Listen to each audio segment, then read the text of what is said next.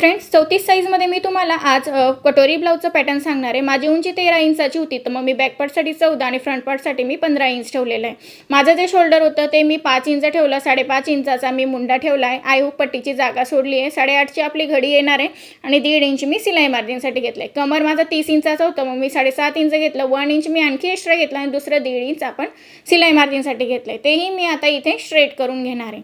नंतर आता आपल्याला काढायचं आहे आर्महोल, तर मी बॅक साईडचा आर्महोल तुम्हाला इथे सांगून देते। 1.25 इंचाचा आपला बॅक साईडचा आर्महोल राहणार आहे आणि 1 इंचचा जो राहणार आहे तो आपला फ्रंट साईडचा राहणार आहे। तोही मी इथं दिला आहे। बॅक साईडचा जो गळा होतो डीप आहे आपला। आता मी बेल्ट काढणार आहे, बेल्ट मी 2.5 इंचावरती स्ट्रेट करून घेणार आहे। वरती अर्ध्या इंचावरती मी बेल्टचा शेप देणार आहे। खालून फिटिंगच्या साईडनेही मी अर्ध्या इंचावरती शेप दिला आहे। नंतर आपण गळा काढायचा आहे। गळा मी वरती 2 इंच घेतला आहे, गळा रुंदी खालून मी 2.25 इंच घेतलं आहे। 6 इंचाचा गळा आहे, 6.5 इंच मी ठेवलेला आहे। इथं मी बॉक्स तयार करून घेते आणि गळ्याचा शेप मी इथं देणार आहे। गळ्याच्या साईडला आपल्याला 1/2 इंचने डाऊन करायचं आहे, डीप गळा आहे म्हणून।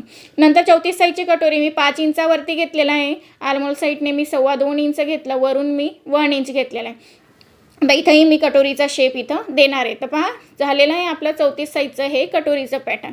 आता याच्यावरून आपल्याला कटोरी ही वाढवायची असते, बाकी जे ॲज इट इज आपण सगळं कट करून घेणार आहे। तर तुम्ही अशा पद्धतीने ट्राय करायचा। तर पहा कट आपला झालेला आहे। आता आपण कटोरीला वाढवून घेऊया दुसऱ्या याच्या पेपरवरती। ॲज इट इज मी तिला अगोदर ड्रॉ करून घेणार आहे आणि नंतर मग आपण तिला वाढवायचे आहे। तर ॲज इट इज माझी ड्रॉ झाली आहे। दुसऱ्या साईडने आता मी घेणार आहे 1.25 इंच वाढवून घेणार आहे। वरच्या साईडला जेवढं आहे तेवढं साईडलाही माप आपण घ्यायचं आहे आणि तिथेही स्ट्रेट मी करून घेणार। वरच्या साईडला मी नाही वाढवणार आहे, गळ्याच्या साईडला, कारण आपण आय हुक पट्टीमध्ये वाढवलं आहे। आता दुसऱ्या साईडलाही मी 1.25 इंच घेणार आहे आणि त्यालाही वरून मी 1/2 इंच असं जॉईन करून देणार आहे। नंतर आपल्याला याचा सेंटर काढायचा असतो। सेंटर मी घेतला, आता खाली मी 1.5 इंच वाढवून घेणार आहे आणि नंतर साईडचे दोघं जे कॉर्नर्स आहेत ते आपल्याला जॉईन करून घ्यायचं आहे। आता कटोरीचा टक्सची उंची मी 2.5 इंच घेतले पूर्ण खालून आणि नंतर साईडने आपल्याला 1.5 इंचाचा टक्स घ्यायचा आहे। तर 1.5 इंच मी दोघा साईडने करून घेतले आणि इथंही मी ते जॉईन करून देणार आहे। तर पहा कटोरी ही आपली वाढवून झालेली आहे।